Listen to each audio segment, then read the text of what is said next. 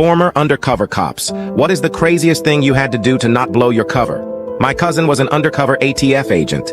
Anyway, they were trying to bust some guys for illegal alcohol distribution and were building a rapport by going undercover. My cousin doesn't take his ATF badge with him when he's undercover because if anyone ever saw it, he could get shot. Anyway, some hot-headed black and white cops came over and started harassing them. My cousin couldn't blow his cover, but pretty soon the police started getting physical and they beat the crap out of my cousin and the guys he is trying to get evidence from. They take them all into the police station only to find out that my cousin is ATF. My cousin was pissed because cops aren't supposed to beat people up. He is currently filing a lawsuit against that police debt.